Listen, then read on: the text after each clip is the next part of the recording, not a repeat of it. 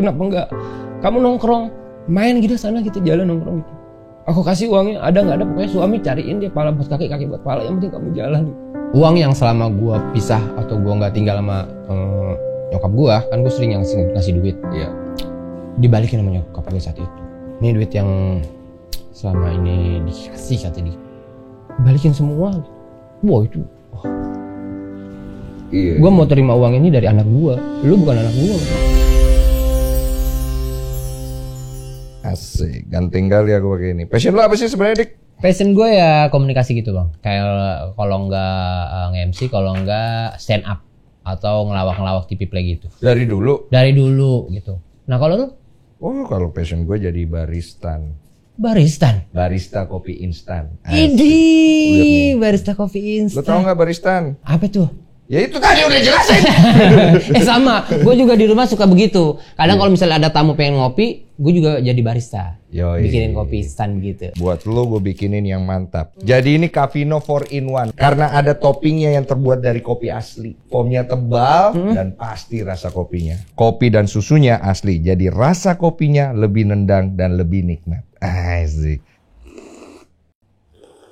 Pasti rasa kopinya. Ini dia nih orang yang gue tunggu. Langsung aja kita ya. Jadi kan lagi rame nih masalah perbengkokan dan perpenyimpangan. Iya kebetulan tuh yang di sebelah tuh ya.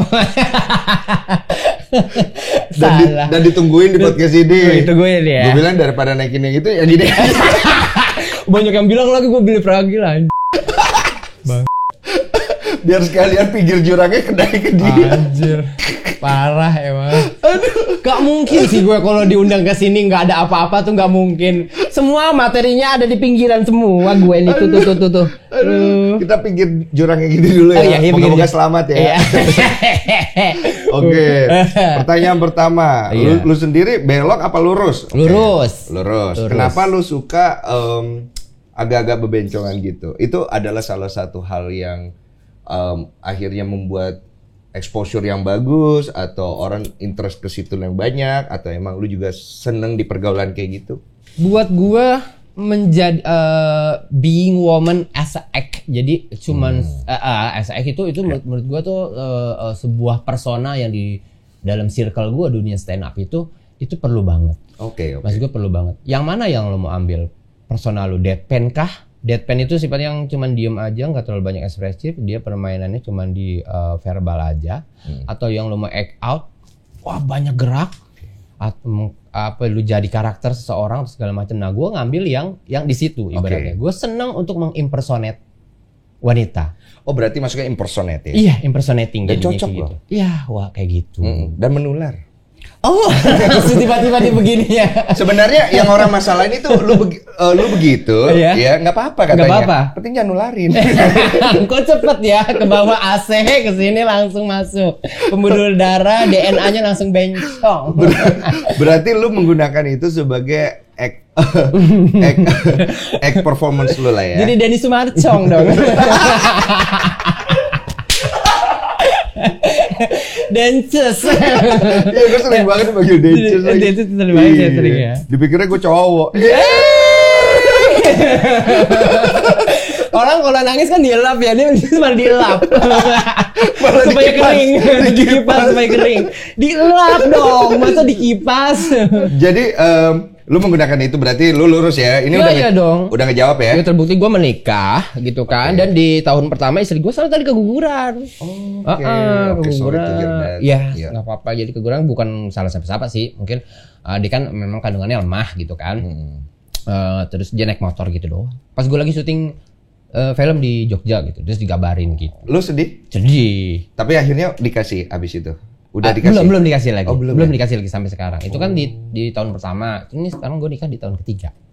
Itu tahun pertama, tahun ketiga udah 2 tahun berarti ya? Iya, belum dikasih lagi gitu. Tapi jadi beban pikiran juga? Sempet jadi beban pikiran, tapi enggak lah, gue bawa santai aja sama istri juga. Kayak iya. Yang lain-lain. Pasti kan itu kan nggak mudah. Tapi gue dengar memang sekarang ini banyak banget keluarga mengalami keguguran. Itu gue dengar di zaman sekarang itu banyak banget. Karena banyak faktor katanya yang paling tidak terjadi di masa lalu itu adalah sekarang beban daripada pikiran itu gede. stres. Oh iya, itu ngaruh banget sih. Makanan, lain-lain segala macem. Kalau gue konsultasi ke dokter juga nomor satu kata dokter pikiran harus gitu ya.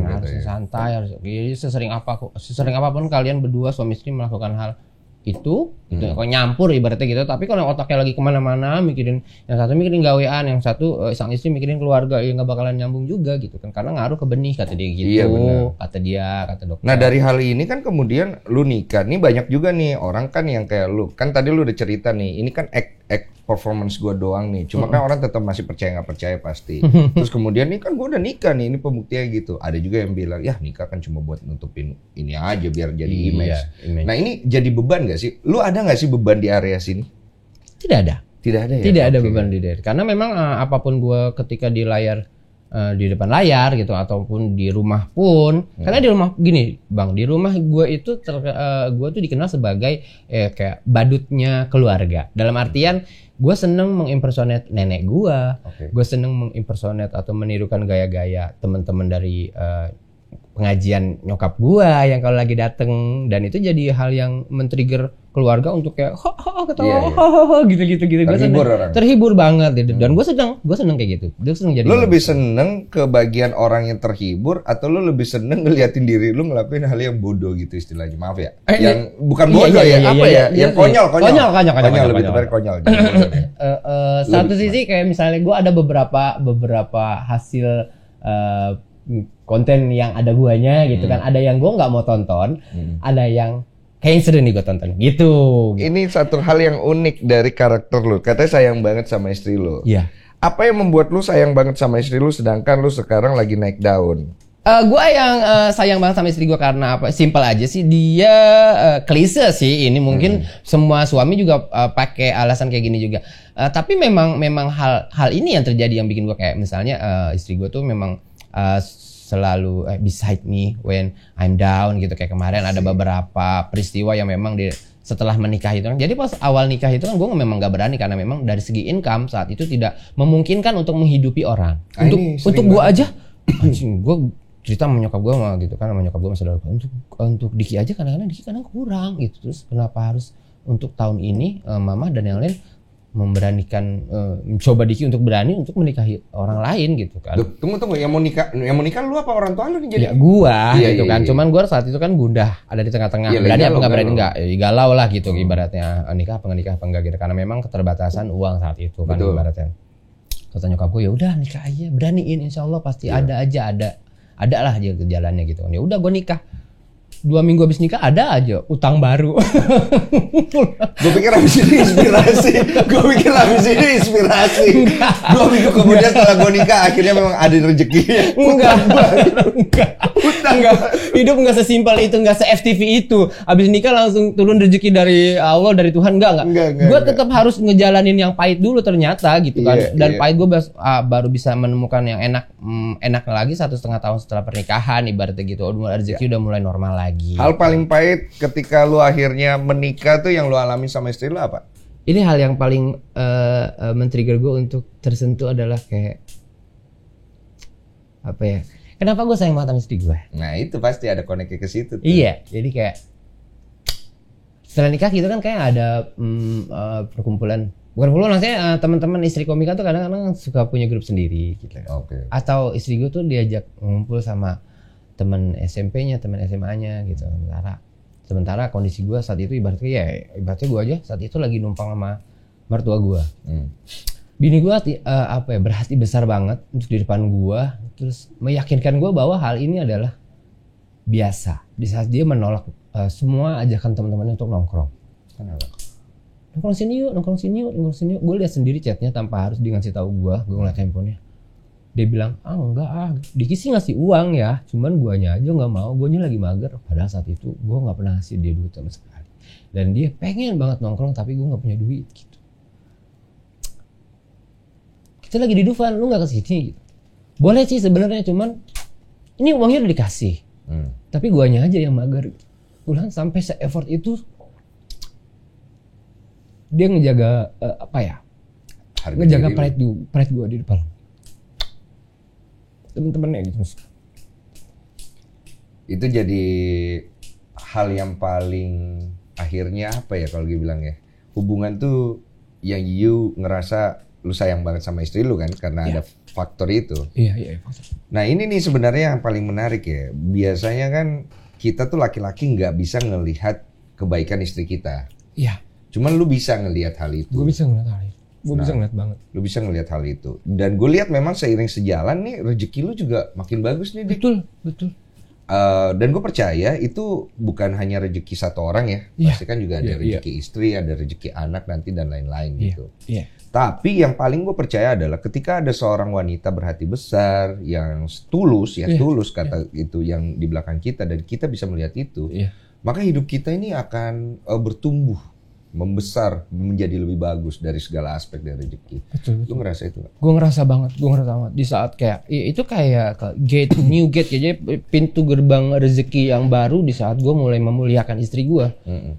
Selain ibu ya. Di saat gue memuliakan istri gue ini kayak pintu-pintu rezeki, pintu-pintu karir yang bagus itu mulai kebuka satu persatu gitu. Dan gue nggak pernah tahu kalau dalam istilah Islam tuh kan ya rizqu min haitsu la yahtasib. Jadi kayak rezeki yang datangnya tak terduga kayak model-model karena gue udah tahu ibaratnya ketulusan istri gue dalam effortnya dia untuk menjaga pride suaminya, walaupun itu tanpa sepengetahuan gue, ada yang ngecek temen-temen dia begitu kan. Maksud gue kenapa enggak kamu nongkrong main gitu sana gitu, jalan nongkrong gitu, aku kasih uangnya, ada nggak ada pokoknya suami cariin dia pala buat kaki buat pala, yang penting kamu jalan. Enggak, masih banyak hal yang lain. Lu pernah ngalamin kondisi ini juga sih, Dik? Kayak ibaratnya merasa direndahkan atau berada di posisi yang tidak terterima atau tertolak di hidup lu gitu? Sering banget. Gue sering banget kayak ada adalah circle gue yang ketika gue bertahan untuk di karir ini kan gue untuk menuju event, menuju gawean, gue masih naik motor gitu kan kadang gitu. Ada ketika sampai di venue ngeliat gue kayak basah-basahan gitu, terus ruang tunggu gue beda gitu, karena gue dalam keadaan basah gitu maksud gue. Iya, itu nggak enak tuh. Iya, tahu gue. Yang lain turun dari mobil gitu, kayak disambut ada LO-nya, terus kalau karena gue basah, Mas Diki sini aja dulu kan, ibaratnya gitu. Jadi kayak, oh ya, gue harus punya mobil. Iya. Tapi Dik, yang menarik nih kan orang lain tidak melihat itu dengan cara lu melihat nih. Kita sama-sama mengalami penolakan, nggak ada manusia nggak ngalami. Iya, pasti. Pasti besar kecilnya beda-beda untuk setiap orang. Ya namanya disepelekan. Iya. Yang pasti yang ini didahulukan kita tidak, yang ini dikasih ruang yang lebih enak kita di belakang, sampai akhirnya one day mungkin lu akan berada di titik orang itu. Dan ya akan ada yang mengalami apa yang lu alami. Nah, kan nggak semua orang melihat itu dengan kayak gaya lu nih. Kalau gue perhatiin lu tuh lebih kayak, ya udah ini resiko, ini sesuatu yang harus gue jalani. Kayak gitu nggak lu ngeliatnya? Iya betul. Gue kayak gitu. Udah jalanin aja. Memang keadaan kayak gini, lu mau komplain ke siapa? Memang keadaan lu kan yang memastikan hal ini bakalan terjadi. Nah, itu kan perlu hati yang besar nih.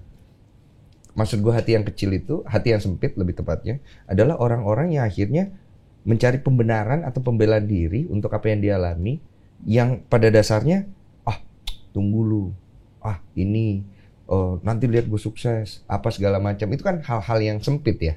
Tapi lu enggak, lu kayak ya ini yang harus gue jalani gitu. Sedih-sedih gue tanggung sendiri, nangis-nangis biar gue yang terima. Dan kemudian lu dapat seorang istri yang sevisi nih. Betul bang. Nah itu kan jadi hidup lu jadi gede tuh. Iya. Jadi gede. Iya. Dan itu akan diuji lagi pada saat lu menjadi star. Ini on the way loh, kalau gue lihat dari perjalanan lu di sosmed segala macam. You on the way to be a star. Kita nggak tahu nih, nanti lu akan kena star syndrome atau enggak? Mudah-mudahan tidak. Mudah-mudahan. Mudah-mudahan iya. Mudah-mudahan iya. Mudah-mudahan iya biar gue punya materi bang. Jadi gue punya power ya untuk menindas. Masa tertindas terus. Habis sedih-sedih mulu gue jadi. Iya, bakal enggak hal-hal kayak gitu kan gue nggak bisa hindarin bang. Kayak pasti ada. Gitu gorengan. Kan. Terima kasih ya. Mau diambil ya tisunya, sorry. Aku kira pakai giniannya. Iseng banget nih timnya dia ini emang nih. Ini cantik. Aduh, gue pikir anak stand up, ternyata anak ikatan cinta. Ya kan gue boleh bang di satu momen ibaratnya gue Boleh. mendramatisir itu hingga gue menikmati kesedihan itu, dalam artian gue tarikannya nggak untuk bikin gue jadi apa ya hal-hal yang memorable yang bikin gue jadi layu untuk menghadapi kehidupan, tapi enggak, gue ini malah kayak menguatkan aja gitu.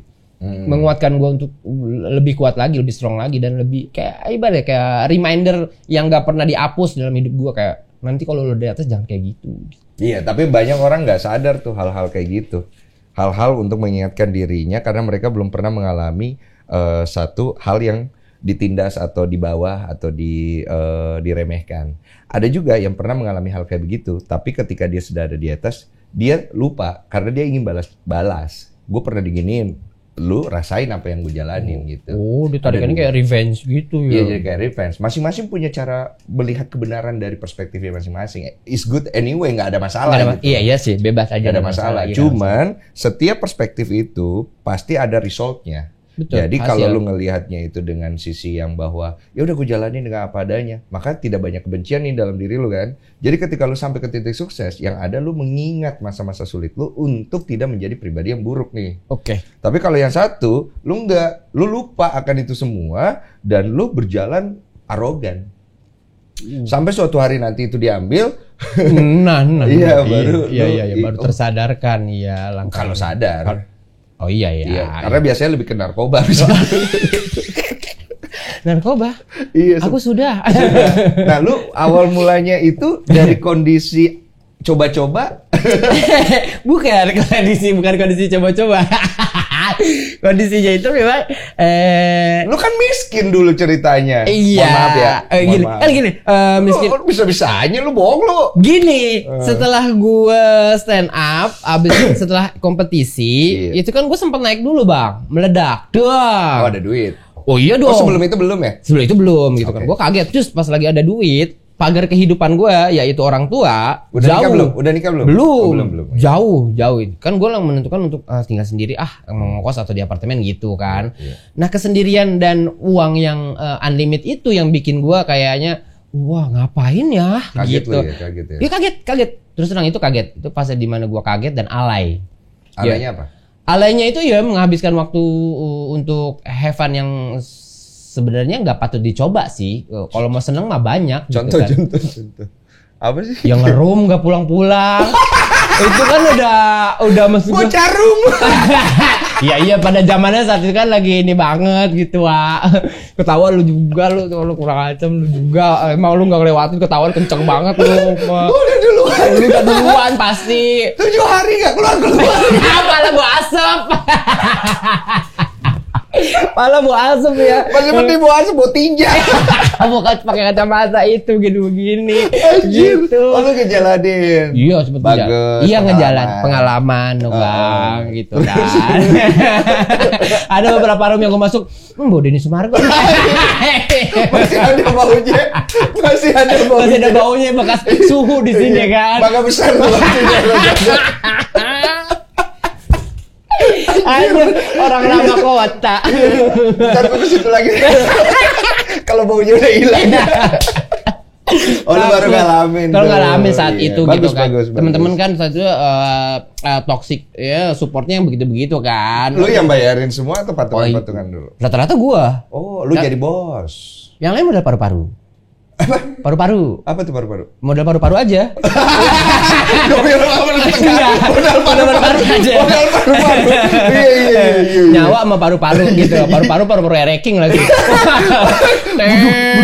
Lama gitu kan nariknya. Iya. Gitu kan. Udah tuh kayak ngebosin terus gitu kan. Habis lo uang lu itu di situ? Iya dong. Habis. Pasti habis dong. Orang gua lagi stripping sinetron tapi punya utang gimana sih?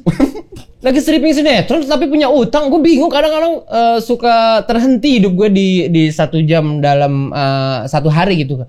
Kok bisa punya utang? Kok bisa ditagih utang? Gue lagi stripping sinetron gitu kan. Itu kapan lu berpikir kayak gitu? Terakhir itu 2017. Setelah berapa lama mulai ngerum dan lain-lain? Iya itu. Fase Berapa terakhir. lama tuh? Setahun, 2 tahun? Setahun lah. Cepet lu. Iya kan gue bandel itu 2015. Berhenti 2017. Oh 2 tahun ya? Iya. Cepet lu. Iya 2 tahun aja menurut gue. Gue bandel 2000. Tahun 2000. Sekarang gak berhenti. Orangnya percaya gue udah tobat. Aduh, Margo, kiblat aku untuk tobat ternyata belum. Aduh. Soalnya gue udah capek mau jadi orang baik. Udah kebanyakan orang pengen jadi orang sempurna. Oh begitu? Iya. Jadi? Izinkan aku menjadi orang yang tidak sempurna. Wah, ya apa adanya saja. Iya. Inilah sama aku. Uus ya. Kalau Uus bukan nggak sempurna. Iya. Lebih ke kurang ajar. Kalau Uus tuh dia tabiat. Lebih ke dia urus lagi. Iya, urus lagi. Lagi Pak. Aduh, sudah nonton aja nih ini pokoknya. Bininya balik, kamu kenapa ya? Hamil. Muntah-muntah mulu. Iya. Oke, berarti lu udah sekitar 2 tahun lu berhenti, lu ada di titik tadi, lu diem, lu berpikir, lo kok gue banyak utang segala macam. Kemudian? Iya, kemudian gua ada di fase make terakhir. Ada make terakhir. Perpisahan bulan Maret kalau nggak salah, tapi tanggalnya gue nggak tahu. Konsep lu begitu tuh ya? Enggak, alam aja yang membawa gue ke situ kan. Okay. Kayaknya, seingat gue sih di bulan Maret gitu kan, yang di gue sempat cerita juga di Om Ded itu, di somasi yang gue make terus bingung mau kemana, akhirnya gue mancing itu kan. Iya, gue dengar tuh. Iya, itu dia, akhirnya gue mancing. Tunggu, tahan dulu, maaf. Jadi ceritanya, udah nih gue berhenti deh, gue make terakhir nih, gitu ya. Itu begitu konsep lu tuh? Iya. Oke, udah nih abis make. Iya. Nggak tahu mau ngapain, mancing. Gitu kan? Iya. Oke, lanjut. Gue mancing akhirnya. Abis make? Abis make. Lu tahu kan efek amfetamin itu ya sabu ya? Enggak. Nggak tahu. Enggak, lu nggak bisa jebak gue di situ. Gue nggak tahu. Lu nggak tahu ya? Enggak. Aduh, nggak kemakan. Aku udah begini. Gue udah 10 langkah dari itu. Walaupun sebenarnya gue tahu, gue akan bilang gue nggak tahu. Sebenarnya aku tahu, tapi belok gila ngeles, gila. Hebat juga gue ini dia ngelesnya nih. Iya.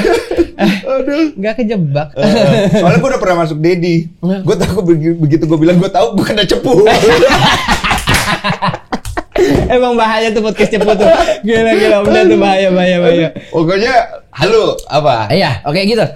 Jadi kan efek itu kan kayak dia kan pompa kerja jantung itu kan kepompa ya, jadi atau cepet ya? Jadi gitu kan. Jadi kayak kita tuh nggak bisa tenang kan pasti. Tapi itu aktivitas mancing. Nah, mancing adalah aktivitas yang menurut seseorang itu kayak penuh dengan ini lebih damai dari yoganya Anjas Mara pokoknya. Mancing lebih tenang, Wak. Beneran. Lu batuk aja domelin. Pulang lu anjing gitu kan. Batuk ikan keganggu dong. Enggak jadi makan. Mundur lagi tuh ikan gitu kan. Ini gue mancing gitu kan. Gue 4 orang. Di sini Gila bingung kan mancing. Udah mulai naruh cacing. Cacing di mana cacing? Lu pegang cacing enggak? Cacing di mana cacing? Taunya gue pegang. Di sini cacingnya. Akhirnya taruh.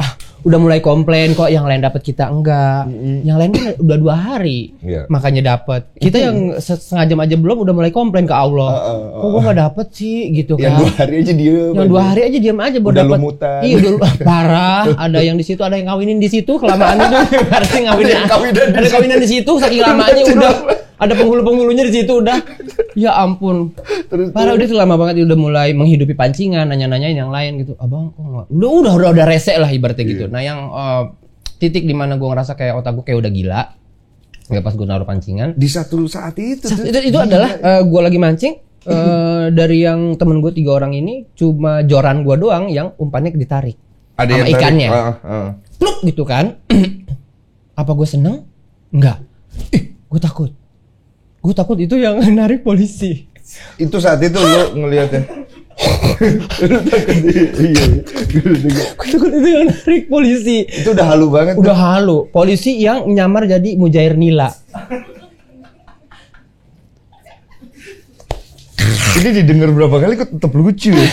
Lu bayangin lucu sih. Iya, lu bayangin aja masa udah sampai di situ otak gue berarti kan udah kacau banget sih. Kacau sih gue. Yang ada di otak gue adalah blok gitu polisinya keluar. Aku tangkap kamu tiba-tiba begitu maksud gue. Itu sampai gue lempar dan gue pulang. Buang itu. Gue buang. Dia mau kemana? Udah gue buang. Gue pulang nggak pakai helm.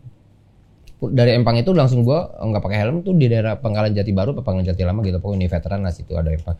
Langsung gue cabut pulang nggak pakai helm. Di helm gue di motor gue nangis gitu kan. Sampai rumah yang pertama gue tubruk adalah nyokap gitu kan.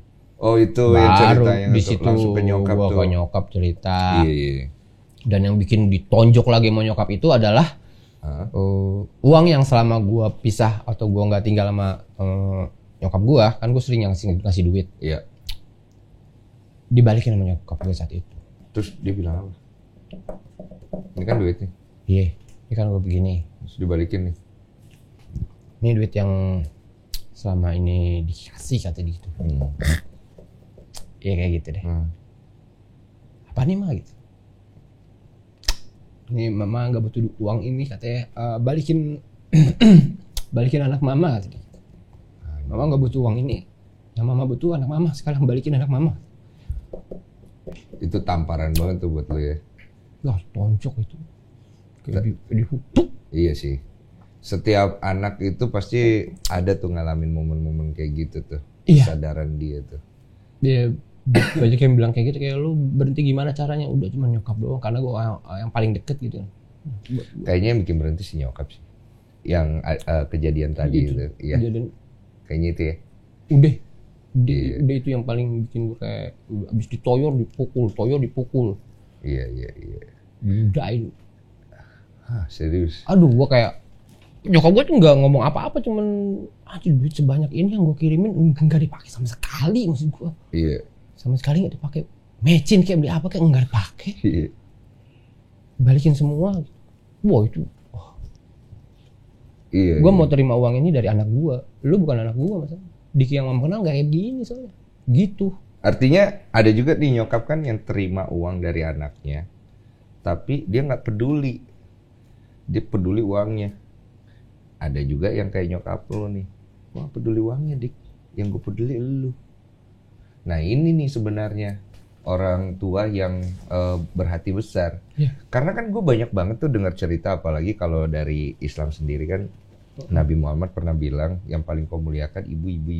Betul, kali, betul kan? sampai 3 kali. Jadi memang ternyata sebenarnya di Kristen juga ada. Iya. Jadi sebenarnya memang ada kekuatan yang luar biasa secara batin antara ibu dan anak ini.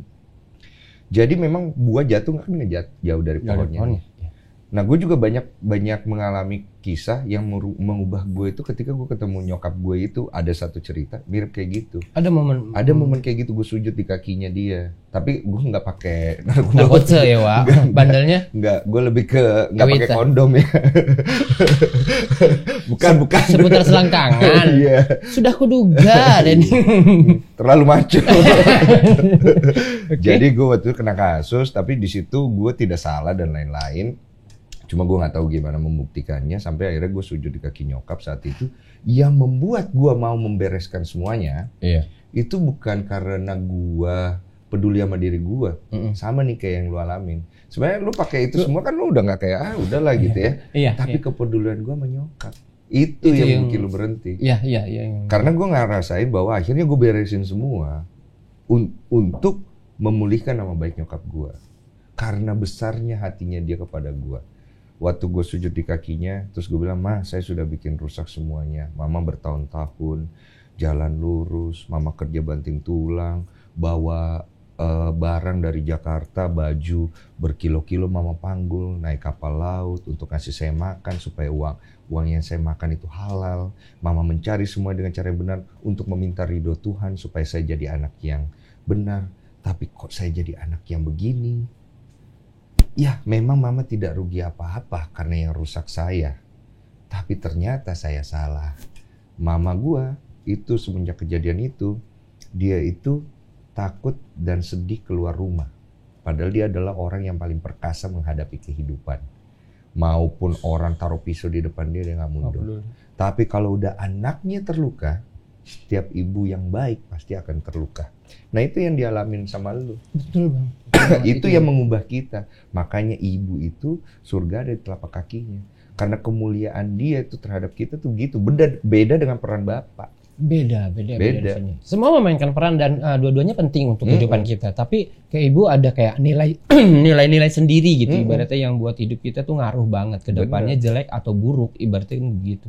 Ada ridho orang tuanya yang bikin kayak pegangan hidup gua untuk kayak pegangannya mau kemana nih. Lu mau bikin jadi buruk atau mau jadi baik, semua tergantung lo. Makanya gue selalu mengingatkan diri gue dan bilang sama orang, kalau lu pengen hidupmu menjadi baik, terutama yang single ya, carilah ibumu. Karena di kakinya ada kebaikan, ada kebenaran hidup. Di situ tuh awal mulanya kita memulai. Tapi jangan habis lu nonton podcast ini lu datang ke kaki ibu lu ya tiba-tiba langsung ditancuci begitu. Wah, apa nih gila? Tunggu ada masalah dulu. Ada masalah dulu dong, jangan tiba-tiba kayak gitu. Berarti yang lu harus lakukan setelah dokter ini, lu cari masalah dulu. Tetap di ujungnya gue kira bagus, menjermuskan.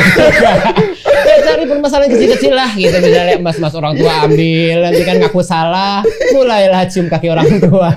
Ini emang setan menurutnya dia. Harus ada sebab akibat dong. Ada sebab akibat betul juga. Betul. Terakhir nih, lu punya trauma nggak sampai hari ini yang masih belum terselesaikan? Yang mungkin akhirnya lu belum bisa cerita kan karena belum terlewati gitu. Untuk sampai sekarang traumatik paling gede adalah gua ya narkoba lah ya, narkoba gitu. Dan gua kayak tadi kita ngobrol di depan, ibaratnya gua udah mencapai tingkat kejujuran paling tinggi dalam hidup gua untuk gua. Kalau gua udah mengakui hal itu untuk semuanya, bukan untuk keluarga doang. Ibarat gue pengen, ini kan nggak serta-merta ketika gue datang untuk perform di Somasi itu, gue pengen bawain beat ini, enggak. Kan gue kan konsultasi dulu, gue ke teman-teman gue ke manajer gue ke keluarga gue. Nanti gue mau stand up dan gue ngaku kalau gue pernah pakai narkoba. Itu pertama kali. Ya udah, gue cuma memfasilitasi, nanti feedbacknya baik atau enggak, lo yang ngerasain gitu kan. Dan iya, setelah itu bang, ya ampun, semua gerak-gerik gua, masa gua nggak boleh keringetan?